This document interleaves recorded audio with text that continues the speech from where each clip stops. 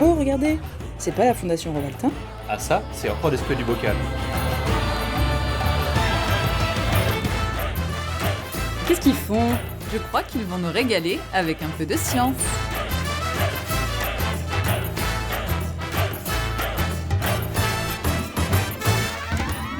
Bonjour à tous et à toutes et bienvenue, ça c'est pour Manon, dans ce nouvel et dernier épisode de l'année, sniff-nouf, de la parenthèse scientifique. Alors aujourd'hui et pour notre dernière émission de l'année, l'équipe de la Fondation innove et s'offre un petit pas de côté pour parler d'un élément d'importance en ce moment qui impacte considérablement nos modèles de société, le facteur travail. Et oui, indissociable des préoccupations sociales actuelles, le travail est au cœur de l'actualité. Alors, quel type de travail? Quel modèle de société implique-t-il? Quel rapport entretenons-nous avec lui? C'est dur à dire. Et comment est-il amené à évoluer? Et bien sûr, quelles conséquences sur la planète, sur l'environnement et sur notre santé? Et bien, pour en parler autour de la table avec moi aujourd'hui, bien toute l'équipe. Manon. Bonjour. Damien. Bonjour à toutes et tous. Julien. Bonjour tout le monde. Et Karina, la technique. Bonjour. Et voilà, eh bien la parenthèse scientifique, c'est parti.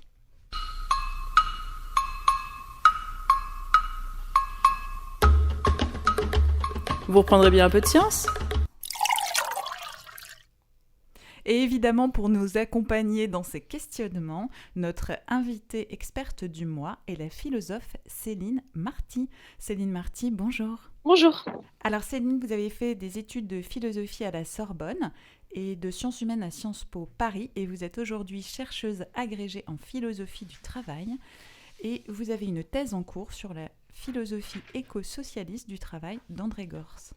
Alors, convaincu de l'importance de créer des ponts avec les citoyens sur cette thématique, vous vulgarisez la philosophie sur votre chaîne YouTube Meta, avec notamment une mini-série à succès, Philo Boulot.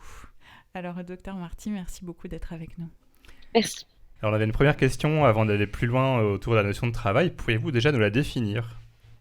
Alors, le problème de la définition du travail, il est central en sciences humaines depuis plusieurs décennies, puisque ce sont des sciences humaines assez différentes qui parlent du travail, aussi bien l'histoire que l'économie, que le droit, que la psychologie, que la philosophie aussi, la sociologie, et donc on parle de pratiques très différentes avec des approches très différentes.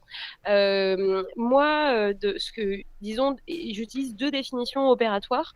Une définition pour distinguer la relation de travail d'autres activités ou d'autres relations.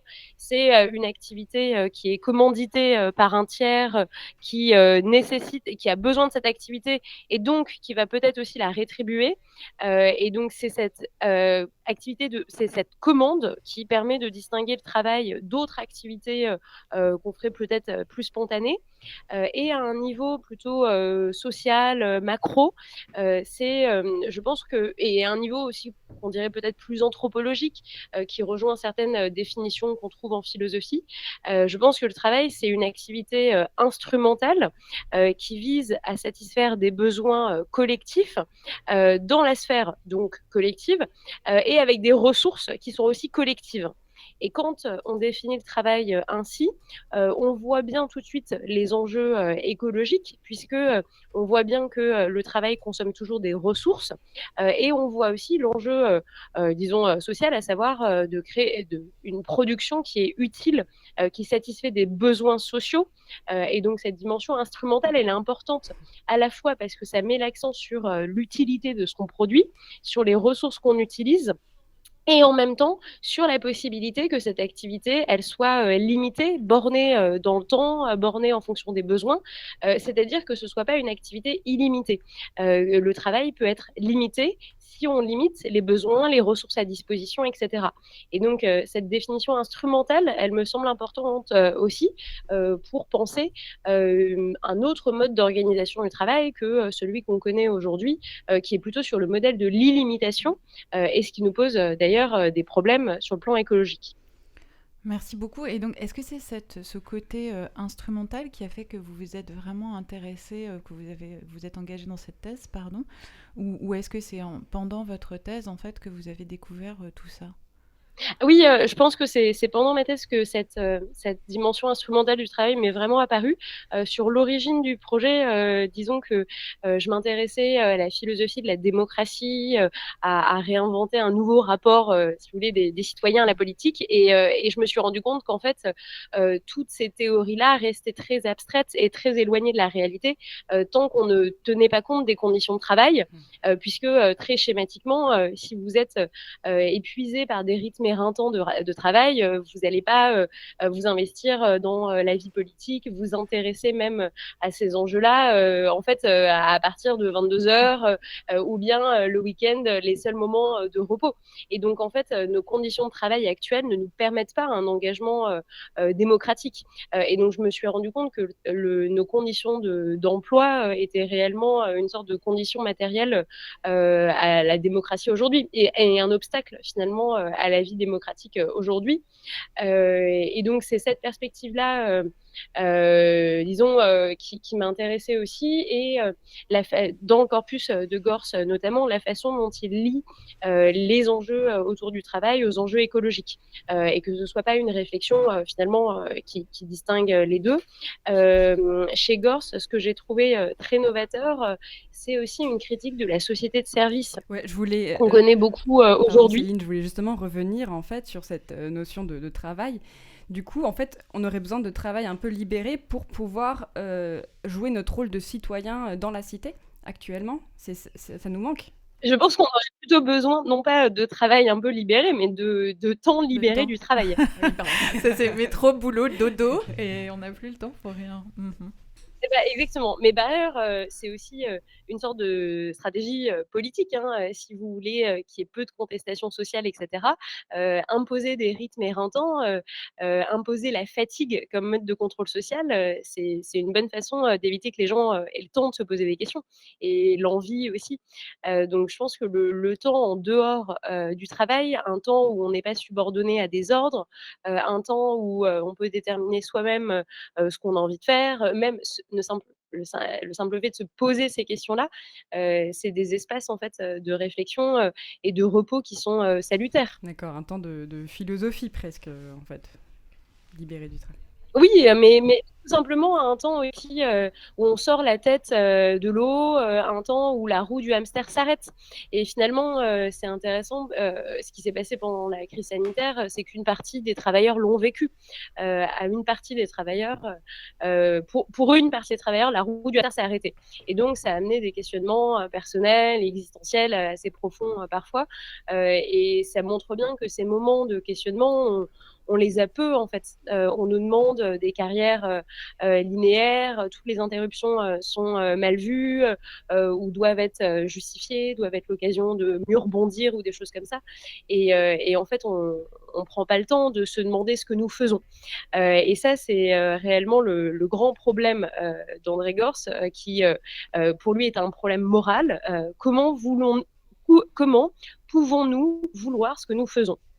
Et la plupart du temps, on ne veut pas ce qu'on fait. Finalement, on fait des choses machinalement, par habitude, parce qu'on nous a désigné telle ou telle carrière, parce qu'on a trouvé tel ou tel emploi et qu'on y est resté pendant 10 ans.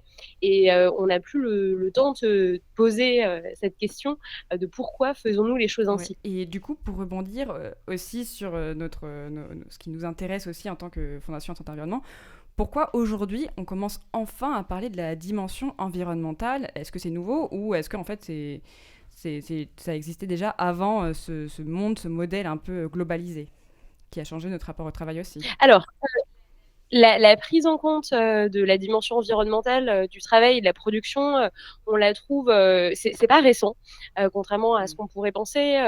Le philosophe Serge Audier, dans La société écologiste et ses ennemis, montre que dès le 19e siècle, il y a des idées écologiques dans des projets de société, des projets notamment anarchistes, sociaux, et finalement, c'est étouffé par des vagues productivistes, ce qu'il développe ensuite au XXe siècle.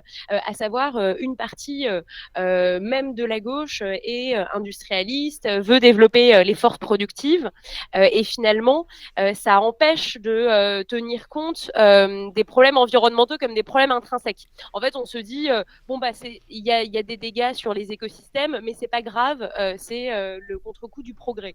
Et le fait de considérer que c'est grave, ça, c'est finalement, et que ça devient un problème politique majeur, collectif, ça, c'est une prise de conscience peut-être plus récente, datée des années 70, avec le Club de Rome, avec des réflexions dans le débat public, y compris qui viennent des élites économiques et politiques, des réflexions très radicales, hein. Vous avez le vice-président de la Commission européenne, Siko Mansholt, qui parle de décroissance de la production et de l'économie en 1972. Donc pas si récent, en fait. Ce qui est peut-être un peu...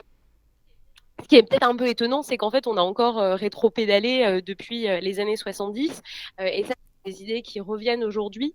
C'est peut-être pas le même contexte théorique au sens où dans les années 70 on s'inquiétait de la finitude des ressources, de l'évolution démographique de la population humaine.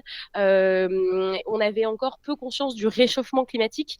Ça, c'est une conscience qui advient à partir des années 80-90, et donc qui montre bien que là, c'est plus uniquement qu'on a plus les ressources pour produire, qu'on met en péril les conditions de vie sur Terre.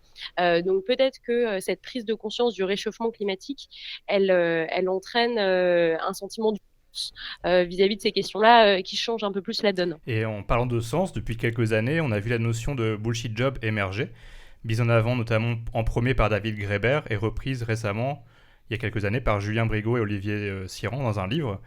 Comment est-ce qu'on définit cette notion de bullshit job ? Quels sont les indicateurs ? Et est-ce qu'on va utiliser donc ce terme pour définir un point de vue environnemental, avec des métiers pollueurs, énergivores, ou bien social, comme nuisible socialement, par exemple ? Oui, alors le concept et la théorie de David Graeber sont vraiment très intéressants, alors que ça a été finalement peu digéré par la recherche et par les pouvoirs publics, puisque le premier principe de David Graeber, c'est de dire tous les emplois qui existent sur le marché du travail ne sont pas forcément légitimes. Et pour preuve, je vais vous montrer des témoignages qui racontent bien à quel point même les travailleurs eux-mêmes ont l'impression que leur emploi ne sert à rien. Et ensuite, il y a eu des sondages, des choses comme ça. Mais ça, considérer que ce n'est pas parce qu'un emploi existe sur le marché de l'emploi il est forcément légitime, c'est-à-dire qu'il sert une utilité sociale, qu'il sert un collectif, etc. C'est un geste critique qu'a opéré David Graeber qui est très intéressant. Et c'était une sorte d'angle mort de beaucoup de théories, même critiques du capitalisme, puisqu'on présupposait que si l'emploi et si la part de marché existait, alors c'était légitime, alors ça produisait de la plus-value, etc. Et donc le geste de David Graeber est très intéressant. Pour autant, ça n'a pas été traduit collectivement. On n'a pas fait une grande convention citoyenne du travail où on s'est demandé quels étaient ces bullshit jobs et finalement lesquels on pouvait supprimer. Parce que finalement, c'est ça l'étape d'après. Ce que montre David Graeber, c'est que ces emplois, ils font souffrir les travailleurs qui n'y trouvent pas de sens, qui ont l'impression finalement de perdre leur énergie, de perdre leur temps dans ces activités-là et qui préféreraient faire autre chose. En fait, pardon. Et donc, toute la question, c'est pourquoi on les accepte. Un bullshit job doit être défini par le travailleur comme tel. Ça peut pas être défini par la société comme un bullshit job si la personne s'y reconnaît. Oui, c'est tout à fait ça le problème de la définition de David Graeber, c'est que c'est une définition subjective. Et donc, David Graeber donne des critères objectifs, mais en disant que finalement, c'est toujours à relier, à conditionner au vécu subjectif du travailleur. Et donc, c'est pas une définition opératoire, si vous voulez, pour le débat public ou des choses comme ça. Mais par contre, ça donner lieu à une grande réflexion sur certains secteurs de la société qu'on trouve polluants, qu'on trouve néfastes, qu'on trouve inutiles socialement et qui seraient peut-être préférables de supprimer en raison de leur consommation des ressources, de leurs effets sur la société, etc. Finalement, David Graeber ne propose pas une sorte des secteurs à supprimer ou des choses comme ça, c'est pas ça qui l'intéresse, mais ça pourrait être ce qu'on en fait à partir de cette critique-là. puisque aujourd'hui, finalement, on s'empêche de critiquer le marché de l'emploi existant sous prétexte que si ça existe, c'est bien que ça sert à quelqu'un. En plus, ça permet aux travailleurs de payer leurs factures, etc. Et donc, on ne peut pas se permettre de critiquer les emplois qui existent. On est encore dans une logique de créer toujours plus d'emplois, de sortir les gens du chômage, de la précarité, etc. Et donc, on a une sorte de gros impensés vis-à-vis de ces métiers qui existent, ces emplois qui existent, et qui pourtant ne sont peut-être pas souhaitables pour la collectivité. Est-ce que Julien Brigaut et Olivier Siron ont été plus loin dans l'analyse? Parce que vous dites que du coup David Graeber n'a pas été assez loin. Dans l'analyse, ils ont repris ce concept pour vraiment aller peut-être plus loin en termes de données. Parce que, alors, le livre d'Olivier Siron et de Julien Brigaut, il est paru en 2015 et ensuite, David Graeber a fait paraître Bullshit Job en 2018. Et donc, c'est l'élaboration plus théorique que l'article de 2013 qui avait initié ces recherches. Mais je pense que David Graeber, ce qui l'intéresse, c'est plutôt de montrer l'absurdité de certains emplois et l'absurdité aussi de notre idéologie du travail, qui nous empêche de questionner ces bullshit jobs aussi. Et David Graeber résout le problème en disant, à la fin, en disant finalement que si on mettait en place un revenu universel, les gens qui considèrent que leur emploi est bullshit quitteraient leur emploi et ça ne garderait finalement les emplois que les plus utiles à la société. En fait, la solution que trouve David Graeber, c'est pas de faire un répertoire des métiers, mais c'est plutôt de dire donner un outil aux gens qui leur permettent de se libérer de leur bullshit job s'ils le souhaitent, et les bullshit jobs disparaîtront. Et donc c'est un peu ça et ça, je pense que c'est très radical en fait. On peut pas dire que David Graeber n'est pas allé assez loin. C'est plutôt ce qui m'intéresse, c'est pas de faire une réforme un peu molle du système des emplois actuels. C'est plutôt de dire donner les outils, les moyens aux gens de se libérer même de la contrainte de l'emploi en fait. Alors, dans les solutions pour travailler mieux et polluer moins, on a la solution travailler moins, notamment pour la société, d'avoir plus de temps pour soi, plus de temps pour les loisirs. Ce temps de détente, pardon, est-ce que c'est pas une forme de consommation aussi? Parce que ce qu'on utilise pour son plaisir, pour son loisir, il faut le fabriquer, il y a des gens pour l'animer. C'est pas un peu contradictoire? De réduction du temps de travail pour libérer du temps en dehors du travail repose déjà sur le constat qu'aujourd'hui, c'est le fort temps de travail qui nous fait consommer énormément sur le peu de temps qui nous reste. En fait, le fort temps de travail est corrélé à une augmentation de la consommation parce que vous n'avez plus le temps de prendre en charge certaines tâches du quotidien. Et je pense que le plus visible, c'est en matière de tâches alimentaires, de tâches d'entretien des foyers, de tâches de garde d'enfants en fait. Le nombre de gens qui ont besoin d'une babysitter qui va chercher les enfants à 16h30 parce qu'ils rentrent de leur emploi trop tard pour aller les chercher par eux-mêmes, on s'est habitué en fait à compléter notre manque de temps par un nombre de services et de produits qu'on consomme, prêts à consommer justement, c'est plutôt la conséquence d'un fort temps de travail. Donc l'idée derrière cette réduction du temps de travail, c'est de dire si vous travaillez moins, vous avez du temps pour réintérioriser ces activités que sinon vous avez externalisées et que vous demandez à des tiers de faire à votre place. Alors, pour ce qui est ensuite de comment occuper ce temps de façon libérée et qui ne soit pas un temps de consommation purement passif. Alors, ce temps de consommation purement passif, c'est d'abord le temps qu'on a aujourd'hui. Et ça indique bien, par exemple, le besoin effréné de partir en week-end dès qu'il y a un jour de congé en plus ou des choses comme ça. Et tout ce que ça entraîne en termes d'embouteillage, de saturation touristique de certains endroits, ça montre bien que finalement, le quotidien ne nous permet pas d'avoir ce temps-là et donc on se jette sur ces opportunités dès qu'elles arrivent. Et finalement, c'est encore un usage un peu stressé d'un certain temps libre où on se dit, bon, bah là, j'ai 3 jours, pouf, tout le monde prend la voiture au même moment, on va tous au même endroit, etc. L'enjeu, c'est comment, en effet, on retrouve un temps libre beaucoup plus serein et qui ne soit pas un temps de consommation effréné. Et ça, c'était déjà au cœur d'une réflexion dans les années 80 sur la réduction du temps de travail, la libération du temps libre aussi. Et c'est à ce moment-là qu'on réfléchissait sur les colonies de vacances, sur les institutions culturelles comme les bibliothèques, qui ont été aussi développées, encouragées par des politiques culturelles à ce moment-là, les musées, etc. La musique, la fête de la musique, etc. Et donc, tout l'enjeu, c'est comment on arrive collectivement aussi à créer des institutions pour ce temps libre, qui soient des institutions publiques, qui soient des institutions collectives, et non pas des institutions privées et marchandes, pour finalement un peu contrecarrer le capitalisme qui essaye de faire du profit, y compris sur notre temps libre. Parce que ce qu'on voit aujourd'hui, c'est une industrie énorme capitaliste du loisir, que ce soit l'industrie du cinéma, l'industrie des jeux vidéo, l'industrie du bien-être. Donc le capitalisme capitalise aussi sur ce temps libre. Et finalement, tout l'enjeu, c'est de contrecarrer cette logique-là en créant des espaces, en créant des possibilités qui ne soient pas de l'ordre marchande. Où finalement, vous n'êtes pas là pour mettre des sous dans les poches des dirigeants de Netflix, etc. Mais ça, c'est en effet toute une réflexion politique, en fait, et ça implique de donner des moyens financiers, mais des moyens aussi humains pour ces temps-là.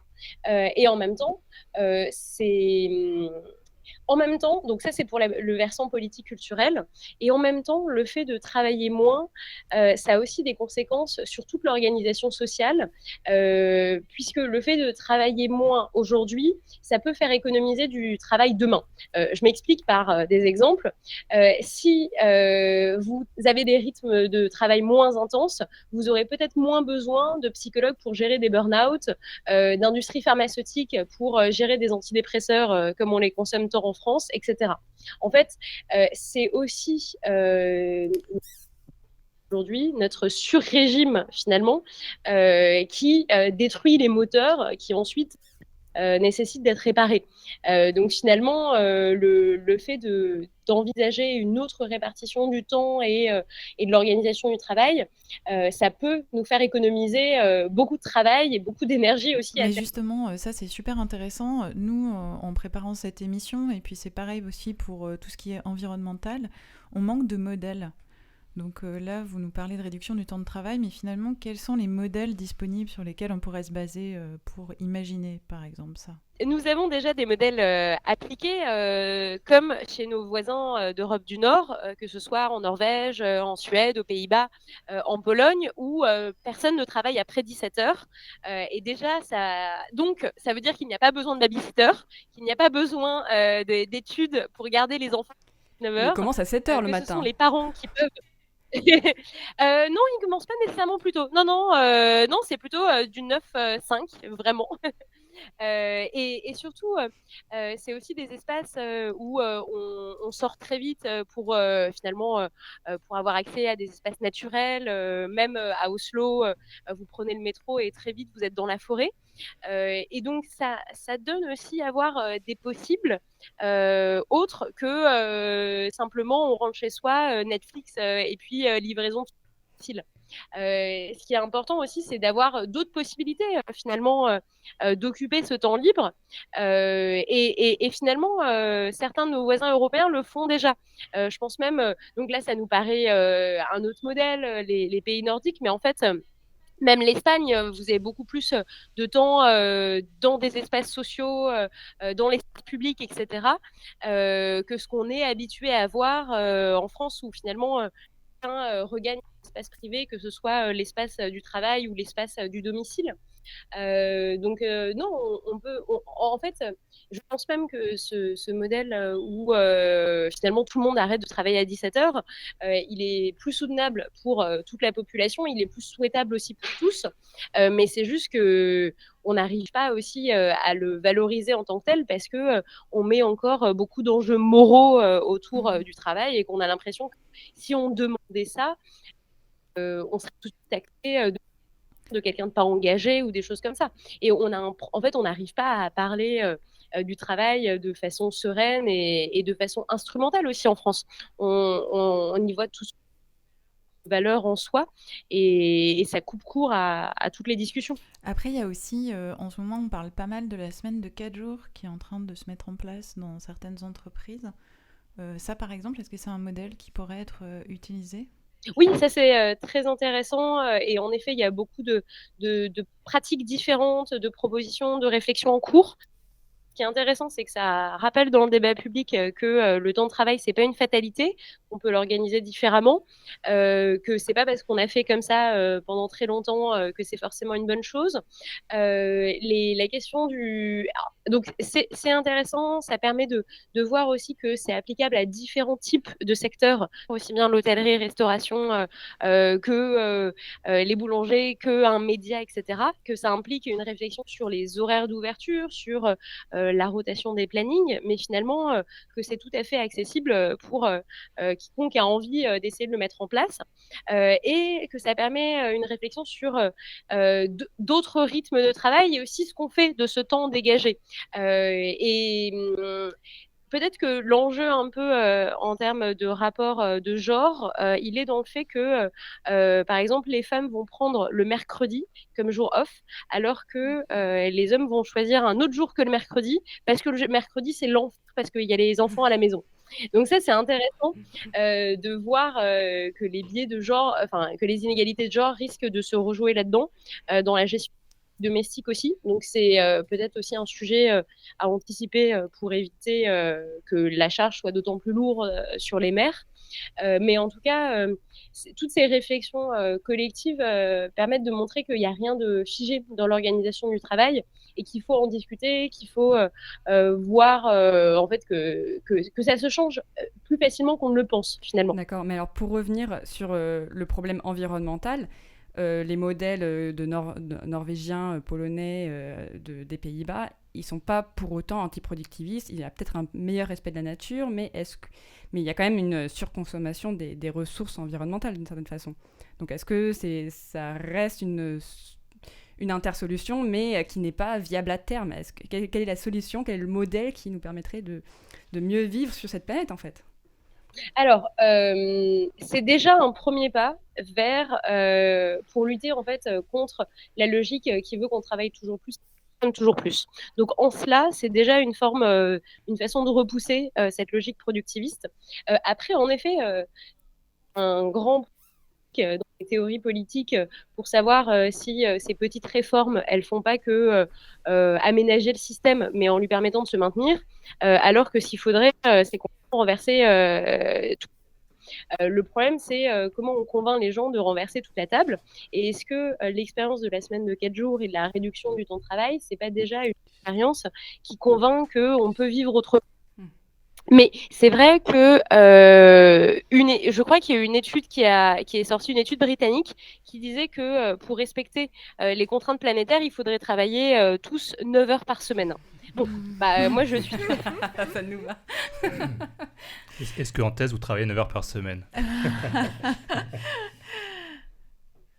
Mais justement, ça c'est intéressant parce qu'on parle du travail, et le travail passion, alors on en parle beaucoup en ce moment, le métier passion, alors que fait-on ? Oui, alors ça, je pense que c'est tout un discours qui est fait finalement pour éviter de parler des conditions de travail. Parce que quand on parle de métier passion, finalement, c'est comme si tout le reste ne comptait pas.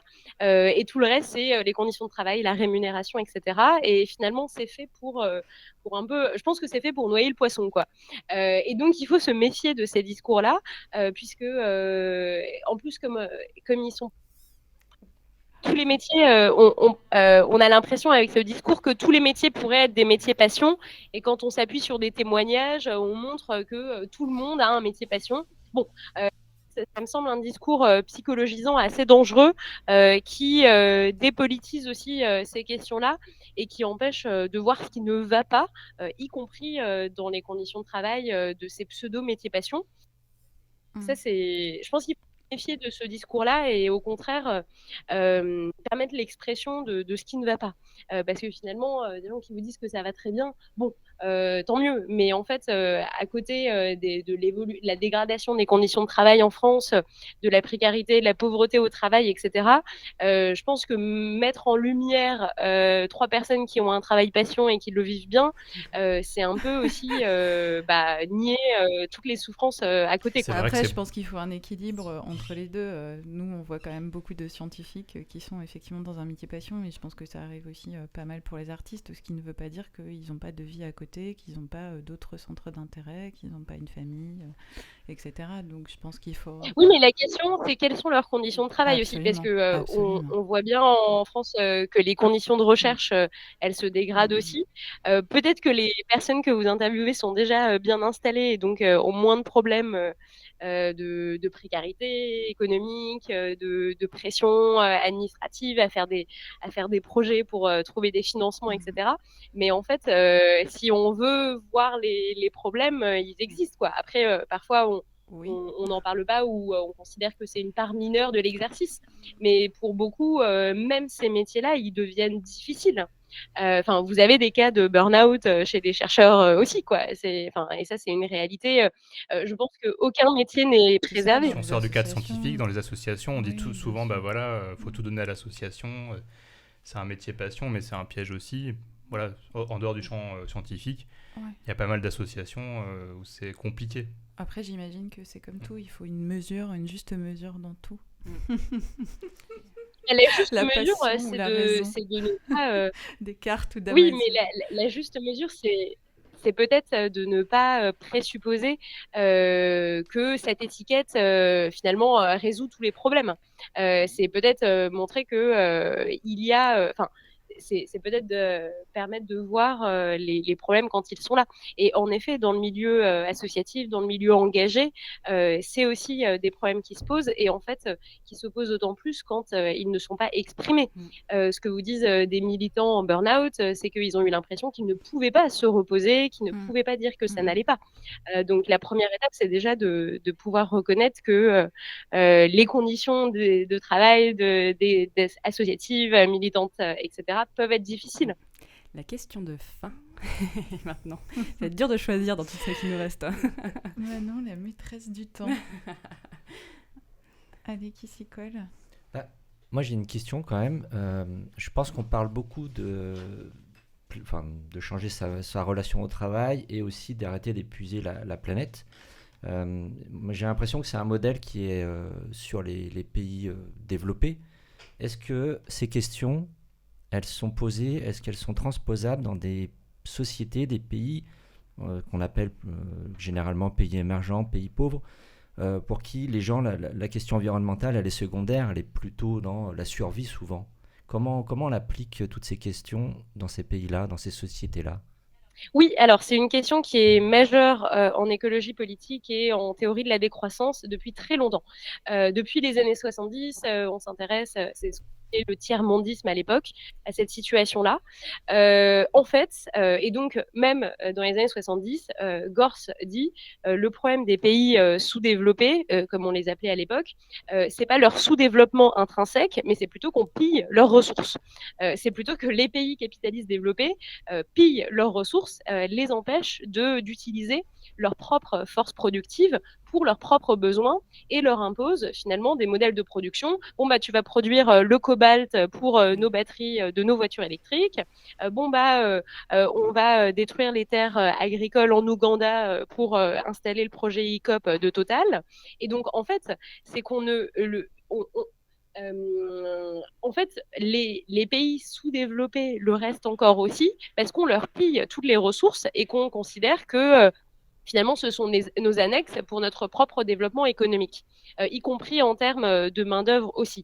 Et tout l'enjeu, finalement, c'est de permettre à ces pays d'avoir un développement autonome pour subvenir aux besoins de leur propre population, plutôt que de leur demander de s'insérer dans le marché capitaliste. Et en fait, on voit toute la différence entre des cultures d'exportation plutôt que des cultures vivrières. Et quand vous imposez le soja dans certains pays, comme en Argentine par exemple, vous empêchez, déjà il y a des catastrophes environnementales du fait du soja aussi, des inondations, etc. Mais en plus, vous empêchez des cultures vivrières qui sont destinées à la population plutôt qu'à l'exportation. Et dans le fond, le modèle de beaucoup de pays de devoir faire du cacao et du café pour nourrir les Européens, les Occidentaux, c'est peut-être un problème aussi. Donc en fait, le problème, c'est... Et je trouve que souvent, on ramène toujours cette question des pays sous-développés, non pas parce qu'on s'y intéresse intrinsèquement, parce que dans les faits, quand on voit comment on les traite au niveau du système économique international, au niveau de la gestion des migrations, etc., en fait, tout le monde s'en fout. Mais on rappelle toujours cette situation-là pour réaffirmer la nécessité de la croissance au niveau planétaire et finalement un peu nier que cette croissance, elle se fait au détriment de beaucoup de populations, y compris ces populations-là. Donc finalement, cette question-là, souvent, elle sert, c'est une pseudo-bonne conscience de ah bah oui, on pense en dehors de notre confort des Européens, alors que notre confort, de toute façon, se nourrit déjà de leur propre exploitation. Donc de toute façon, il y a des choses à transformer dans notre propre modèle de production et dans notre relation, dans nos relations qu'on a avec ces pays-là qu'on utilise comme des vassaux en fait, productifs. Et ça, c'est pas nouveau aussi dans les théories du capitalisme, etc.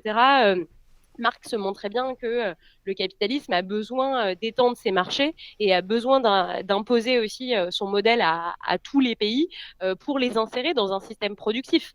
Donc c'est pas nouveau, c'est un problème dont on a conscience et en même temps, donc on dit ça d'un côté et de l'autre côté, on a Total qui met ICOP en Ouganda, qui exproprie des populations paysannes, qui exproprie des gens de leur terre, qui détruit aussi. Finalement, on continue de détruire leurs conditions d'existence dans leur pays.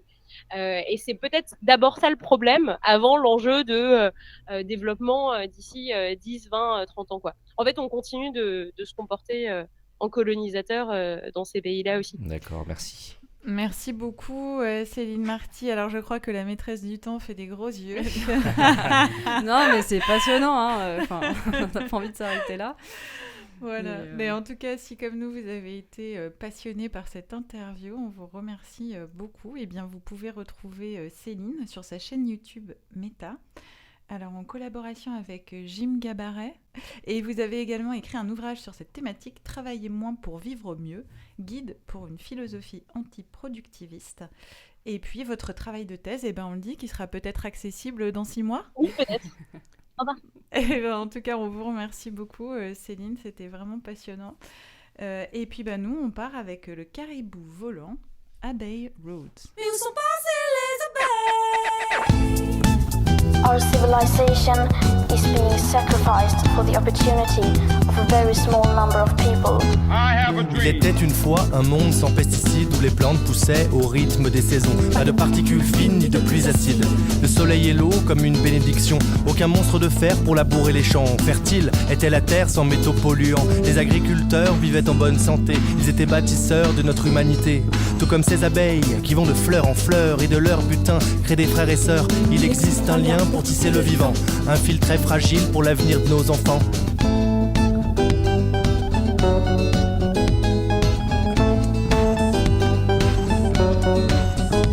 Mais où sont passées les abeilles?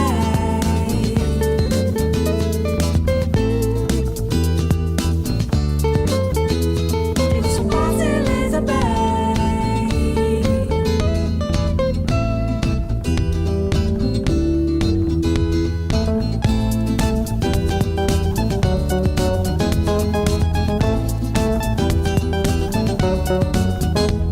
Il était une fois l'homme, animal invincible, dont le génie technologique pourrait tous nous sauver. Pas de stress pour cette pollution invisible. À chaque maladie, on sait comment nous vacciner. S'il n'y a plus de miel, on trouvera l'additif. C'est un peu moins naturel mais tout aussi qualitatif. On dit que le monde est dingue. On dit que le monde est dingue. On dit que le monde est dingue, qu'il n'a plus de doute sa tête. On flingue et on dézingue de nos rêves malhonnêtes. On voudrait que la planète produise plus qu'elle ne peut. Comme elle reste muette, on joue les ambitieux. Dans l'idéal, il nous en faudrait 2 pour que la croissance mondiale soit un cauchemar heureux.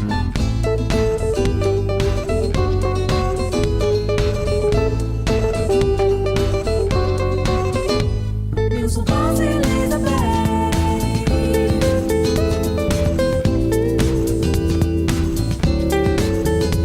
Mais où sont passées les abeilles?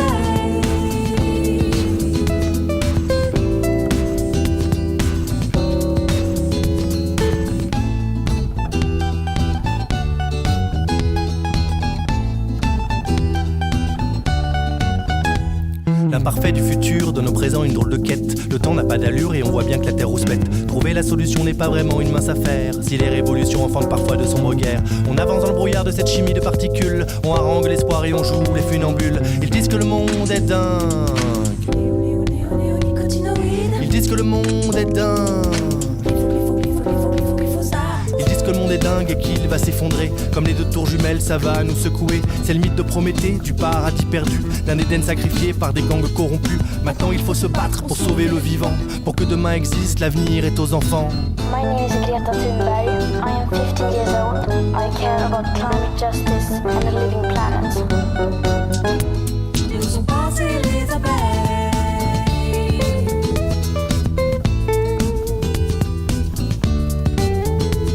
Nous ont passé les abeilles. You only speak of green, eternal economic growth because you are too scared of being unpopular. Nous ont passé les abeilles.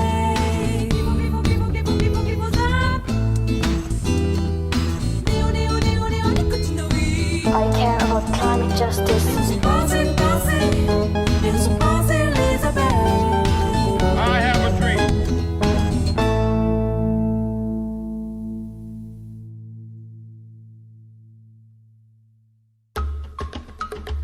Vous reprendrez bien un peu de science? Et c'est reparti pour les actualités scientifiques. Et aujourd'hui, on va entendre parler de sol, d'agriculture et également une bonne nouvelle de la part de Julien. Et on commence par le flash sol pour démarrer ces actualités. Ça bouge sous nos pieds. En effet, vous n'avez pas pu passer à côté en avril, la mobilisation générée par le projet d'autoroute A69 entre Castres et Toulouse, tant dénoncé par les écologistes et les naturalistes. Et ce n'est pas pour rien. Si ce projet est justifié pour gagner du temps et décloisonner les territoires, ces autoroutes vont avoir un fort impact sur la qualité de l'air et artificialiser les sols, en sacrifiant des centaines d'hectares de terres agricoles et les continuités écologiques.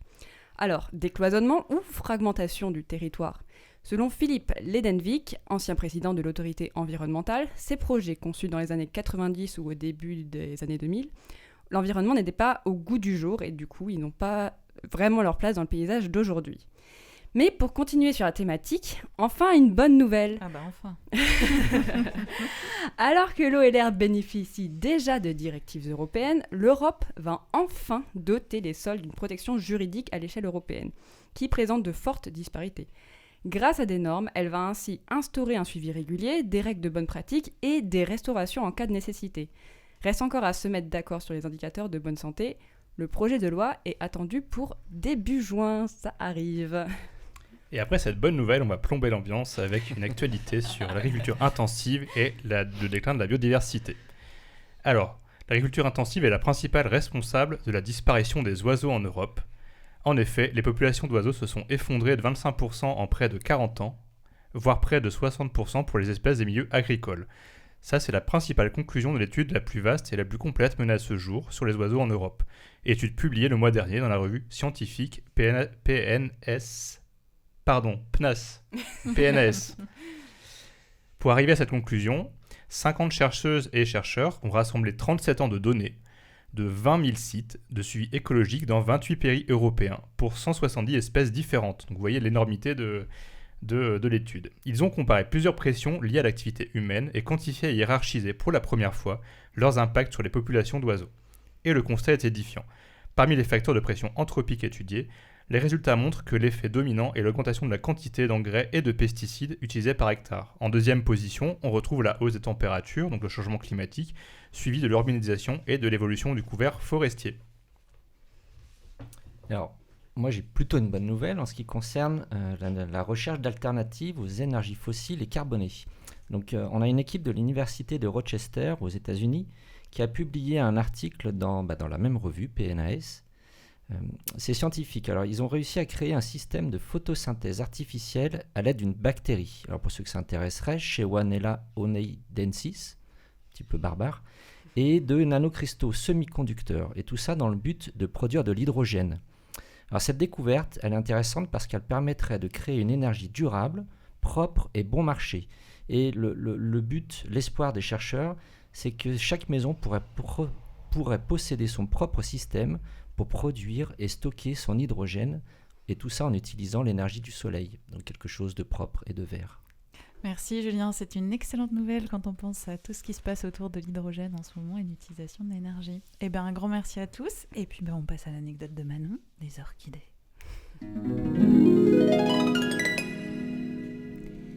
Je ne sais pas pour vous, mais ce printemps, au moindre rayon de soleil, je mets le nez dehors et pars me promener.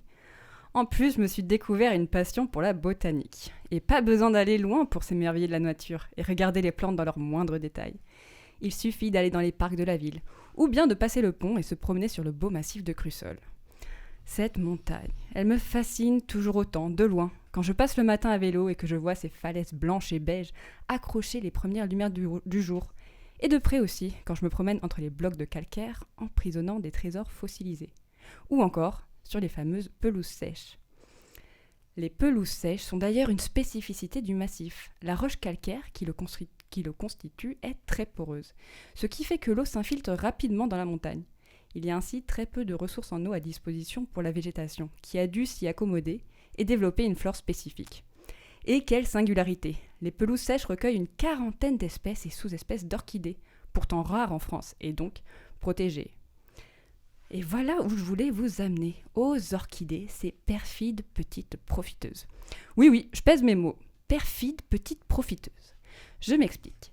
Les plantes à fleurs ont, depuis le Jurassique, coévolué avec les insectes pollinisateurs, un équilibre à gain mutuel. Les fleurs nourrissent les insectes avec leur pollen et ou leur nectar, et ceux-ci, en échange, transportent le pollen entre les fleurs et permettent leur reproduction. Mutuel, pas pour tout le monde. Les orchidées n'offrent rien aux pollinisateurs en échange de leurs services, car elles n'ont ni nectar, ni pollen nourrissant. Alors, elles font miroiter une fausse récompense. Prenons l'orchidée abeille, ou Ophrys apifera. Celle-ci possède une sorte de grosse boule dirigée vers le bas, présentant des rayures noires et jaunes. Elle attire ainsi les jeunes abeilles mâles, tout juste sorties du nid, qui cherchent à se reproduire avec des femelles. Ils se laissent alors berner par cette pseudo-femelle et tentent de s'accoupler avec la fleur. Lorsque le poids de l'abeille mâle se fait sentir, un mécanisme s'active et paf, la fleur lui plaque des boules de pollen, qu'on appelle pollinie, le plus souvent sur la tête. L'abeille, ne sentant aucune réaction de sa pseudo-partenaire d'une part, et ne voyant plus grand-chose d'autre part, abandonne et part à la recherche d'une autre partenaire, et à moitié aveugle et fatiguée, se fait de nouveau avoir par une autre orchidée, qui sera quant à elle fertilisée grâce au pollen de la première. Et l'abeille, qu'a-t-elle gagné de son côté? Rien, nada, que chi. Quand je vous disais que les orchidées étaient profiteuses. Moi, en tout cas, je ne les vois plus de la même façon. Et puis, si Crussol et les orchidées ont éveillé votre curiosité, alors stay tuned. Mon ami Gaëtan Van Timst, alors alias le troubadour explorateur, est en train de monter une incroyable vidéo sur les trésors naturels du massif de Crussol, jonglant entre prises de vue sensibles et colorées et explications de passionnés. Cette vidéo sera lancée au mois de septembre et sera la première d'une longue série sur les zones naturelles en Auvergne-Rhône-Alpes. Vous pourrez les retrouver sur troubadour.co. Vous reprendrez bien un peu de science? Merci Manon sur ces orchidées perfides, petites utilisatrices des pollinisateurs. Ah, les méchantes. Eh bien écoute, c'était passionnant. Et puis on passe à l'actualité, les actualités de la Fondation. Damien? Alors, en première actualité, c'est l'engagement du chercheur. Donc, le mercredi 26 avril dernier, nous recevions 2 chercheurs et un journaliste pour échanger autour d'une thématique importante. Quel est le rôle des chercheurs au sein de la société et quelle place pour l'engagement? Donc, il y avait Philippe Garrigue, chercheur en chimie environnementale, Françoise Lafaye, chercheur en ethnologie sur les risques technologiques, et Morane Kerinek, journaliste indépendant.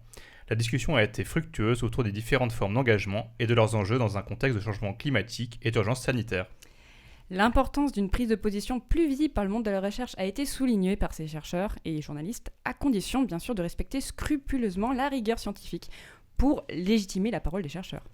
Et les questions ont été nombreuses. Vous pouvez retrouver l'intégralité de cet événement sur notre chaîne YouTube, sous le titre « L'engagement du chercheur, quelles implications et comment ?» Le mois dernier, je vous avais promis plus d'informations sur la préparation des 10 ans de la Fondation. Et oui, parce que la Fondation, cette année, a 10 ans. Alors, chose promise, chose due, ça y est, on est prêt à vous accueillir. Eh bien, d'abord, un petit rappel, la fête se déroulera le 7 juin de 14h à 20h et peut-être jusqu'au bout de la nuit au Jean-Louis Saloon à Saint-Marcel-les-Valences. Et on vous attend nombreux, c'est un événement gratuit. Sur place pour vous, une quarantaine de chercheurs que vous pourrez rencontrer et qui participeront à l'animation d'un parcours scientifique immersif pour lequel vous pouvez vous inscrire sur le site de la Fondation, mais également différents ateliers participatifs sur les microforêts, les polluants, l'agriculture, etc. Et puis des speed meetings, vous pourrez rencontrer des chercheurs en vrai, des poster corners, etc., etc.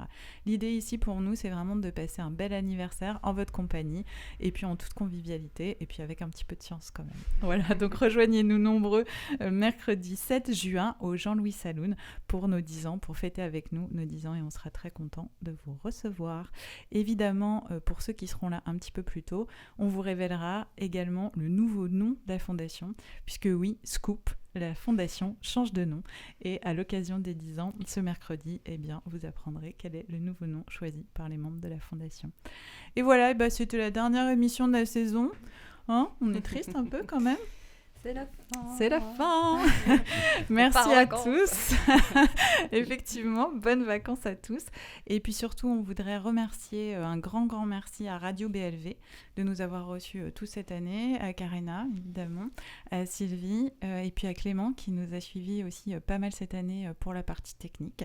On était vraiment très heureux de faire ces émissions. Puis merci à vous de nous avoir écoutés aussi, parce qu'on était très heureux d'être avec vous à ces occasions-là. Merci à l'équipe. Merci, c'était avec plaisir. Merci et à bientôt. Eh ben merci, bonne journée à tous et on espère vous voir. On vous voit le 7 juin. À bientôt, bonne journée. Oh, regardez, c'est pas la Fondation Rovaltin. Ah ça, c'est encore l'esprit du bocal. Qu'est-ce qu'ils font ? Je crois qu'ils vont nous régaler avec un peu de science.